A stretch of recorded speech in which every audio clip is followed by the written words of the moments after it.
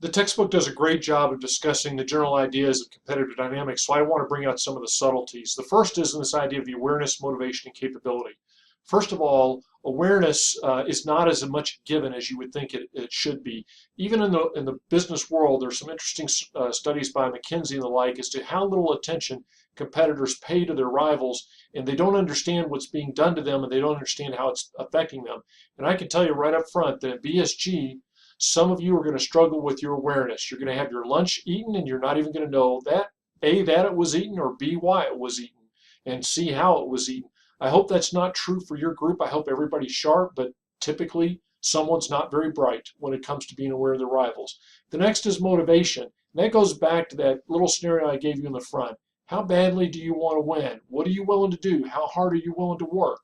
Are you willing to kind of get blighted in the short term to win in the long term? And finally, capability. Often when we talk about capability, we talk about how much cash you have and what Slack resources and where your markets are. And those things are all valid, but here's the thing I want you to think about. How much capability does the executive team have to make this happen? This goes back to the awareness and the motivation. It's easy to bludgeon people. It is hard to slip a stiletto in their back and have them never see it coming and be half bled out before they realize it was done. And so now, remember, go back to that earlier slide, option C, where you grow the pie, you don't drive the industry into red ink, you just come out on top way more profitable than everybody else, and they're like, what happened?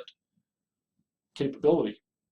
And I can tell you, I have seen in rare situations where teams have had so much capability in BSG that they've done extremely well, and honestly, nobody even understood why.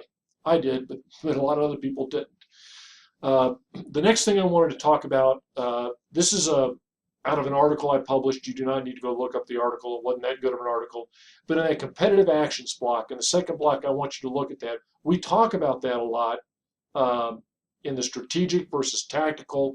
The textbook does a great job of talking about that. What I want you to see is there's also resource actions. I thought this was the coolest part of the paper, the idea of denying access to the resources. This is when Google buys YouTube. Why? Because Google needs somebody to teach them how to do video on the internet? Of course they don't. But what did Google do when it bought YouTube? Made sure nobody else could buy YouTube. Also, and I'm going to show you this, illustrate this a little bit later, Amazon is very good at doing this. They take companies off the market to make sure that a competitor can't pick them up. Think about when the iPhone first came out in 2007. Did Verizon and the other carriers have it? No, only AT&T, because AT&T signed an exclusive deal. They paid a very high price for it, but they got a 2-year head start with the iPhone. The next is defect. This is where you try to steal things away. This is where you try to take employees away. This is where you try to take vendors away. This is where you try to take key relationships away. For example, today AT&T is in an alliance with Dish. I'm sorry, with DirecTV. Guess what? When AT&T first did this, it did it with Dish, and then DirecTV came in and said, we want to be your partner, and they stole AT&T away as a partner from Dish. And lastly is the debase. This is the one that you probably see the least. The best example of this is why, even to this day, Apple doesn't really integrate Adobe Flash products very well into their systems. The reality was Steve Jobs hated the CEO of Adobe.